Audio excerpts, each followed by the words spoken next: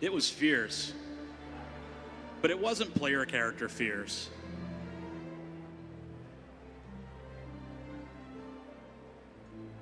We updated it for Northrend, but it was mainly just a texture change. So these were great as mobs, but we needed to do something to re-envision them as player characters. So we spent time concepting what we thought the player Worgen should look like.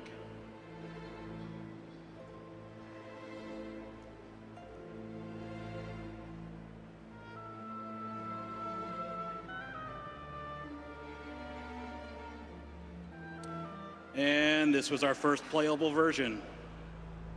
It was a good first pass, but it seemed to be lacking something. So we studied what we had done, identified what we felt like we were just missing on, and we modified it into this, our new final Worgen.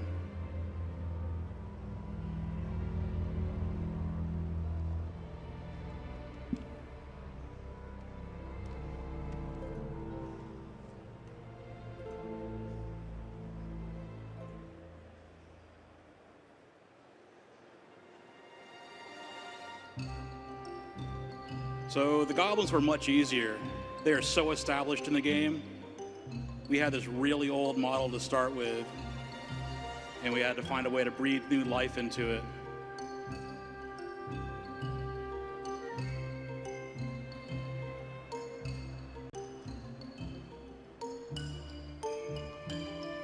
Here's the new player model. Higher detailed mesh and textures, exaggerated features, a major graphics overhaul, but we retained the core elements that define being Goblin.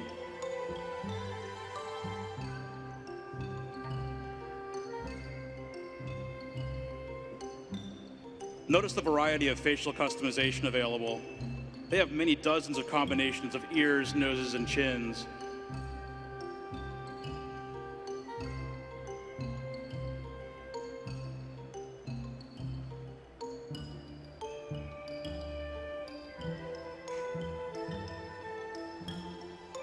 Thank you.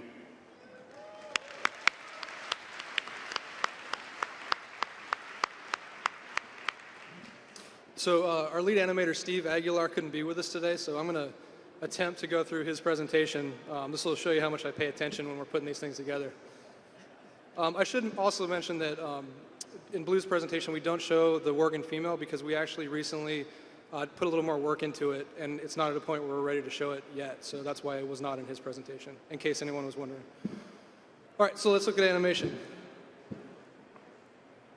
So the animation team is responsible for not only animating characters and creatures, but also effects, or some of the effects we do for the game. This was a druid regrowth spell that Slim did.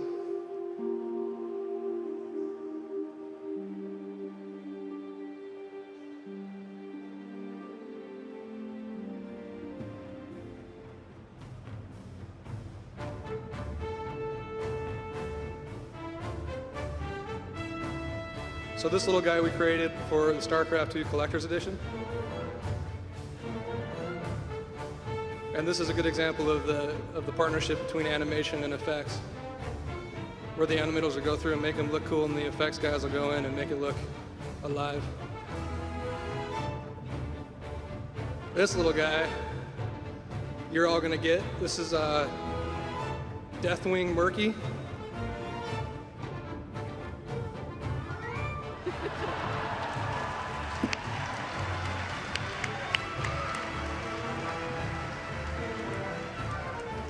This is really cool. This is our archaeology pet. So you notice he's Rochambeauing or rock, paper, scissors.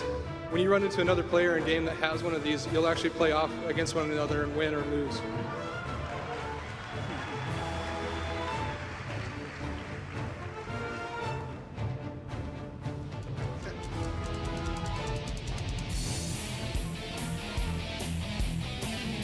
So these are the new dances that we did for the Worgen and Goblins.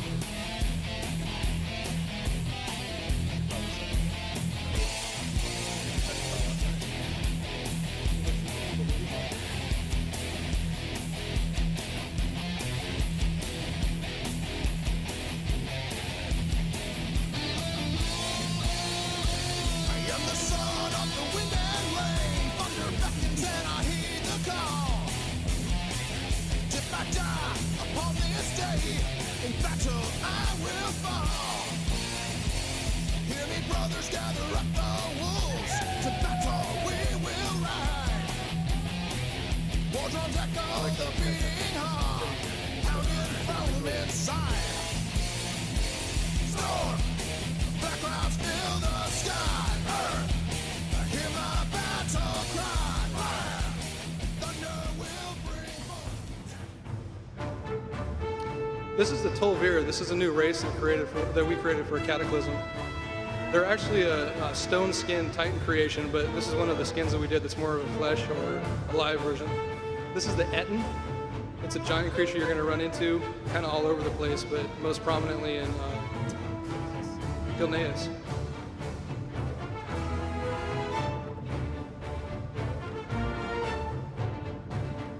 So these are the pygmies. I love these little guys. I'm sure we'll be seeing a lot more of them in subsequent expansions, but we're going to see them all over the starting Goblin experience. Then we have pufferfish that act like pufferfish. Bashir is an enormous new zone, so we created a lot of aquatic sea creatures to fill up the area, like turtles.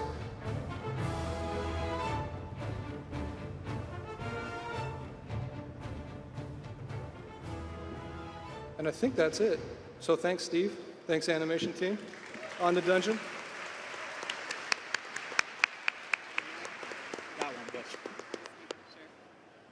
So I wanted to show you a little behind-the-scenes look at how we create dungeons in our game, World of Warcraft. So let's start off with a screenshot from one of our newer dungeons, Old Doom. So if you were to take away the props, the lighting, the effects, the textures, and then you start to dumb down the shapes, basically what you have left to look at is, well, not that interesting. So how we get from that to this, to the final product, is a process of concepts, ideas, brainstorming, design layouts, and probably most importantly, the imagination of the creators, our teams. So you can start to break down the elements. Maybe. There we go. You can start to break down the elements, and each piece combines to make a cohesive imaginative part of the world.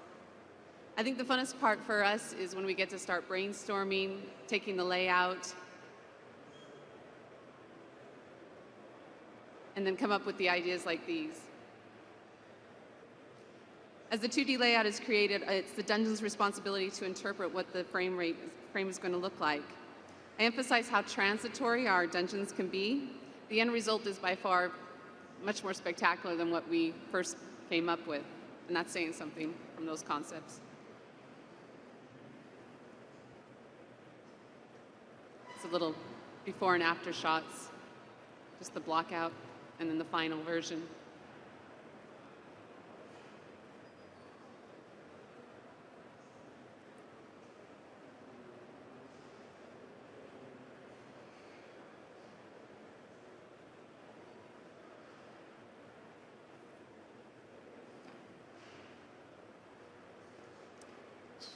So the dungeon team gathers reference from many resources. I'm having a hard time here. There we go. We take our research very seriously, and we like to study to make sure the colors work, get the right set of textures and materials. So easy, just go down to the old Home Depot. As well as making sure the structure fits with the culture kit. We also have to make sure that the scale is correct, so that every character, whether you're a gnome, a human, a blood elf,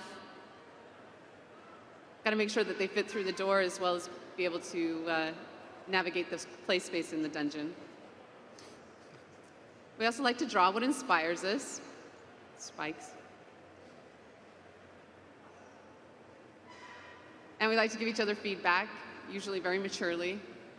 Take it well. I think one of the challenges we faced when we started working on Skywall, again, one of the new dungeons in Cataclysm, was how to make the buildings look like they floated and were emerging from the clouds. This idea created an effect that was made specifically for Skywall Dungeon. Here's some of the concepts.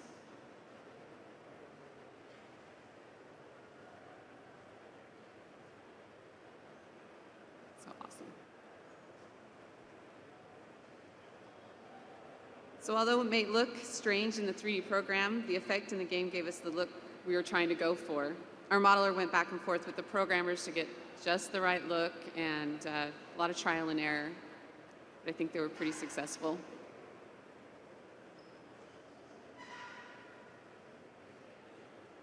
The destructive force of Cataclysm gave us an opportunity to remodel 2 of our main cities, Orgrimmar and Stormwind. So we donned on our hard hats and went to work recreating Orgrimmar. Here's just a couple of before and after shots. You'll notice we kept the spikes in, probably added more to it, I'd say, by 120%.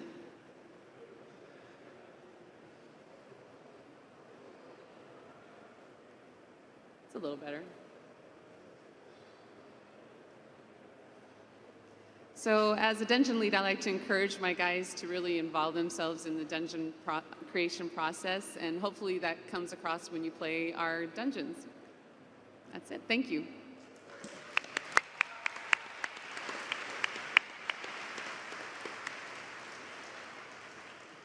Hi guys, thanks for coming.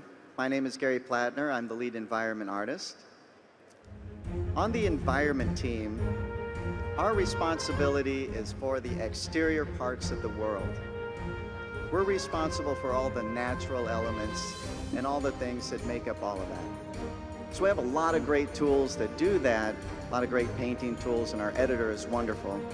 But you have to keep in mind that every zone we've ever done is basically, it's not procedural. That means everything is pretty much done by hand. So when we start a new zone, we want to make sure that the entire zone looks as though one guy painted it, like it's a painted picture by one person, so it looks natural. Because when we start a new zone, we basically have nothing. We have a few Illustrator maps, but what we want to get and what we want to start with is a concept piece. This is our roadmap for the zone.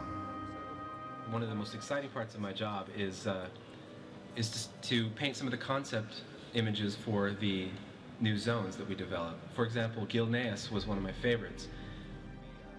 We wanted to make this place a home for the Worgen, and so the type of characters and culture that we had talked about needed to be kind of reflected in that environment. So, you know, my feeling was it should be kind of cold and rainy, forested, and kind of gloomy, like those werewolf movies that you've seen, old New England, Sleepy Hollow, that kind of Salem witch hunt type of thing. I also wanted to bring in, some German Black Forest kind of imagery to create kind of a gloomy place. You know, even though it's an alliance race, we wanted to give a little bit of spookiness, a little bit of kind of a Halloween flavor.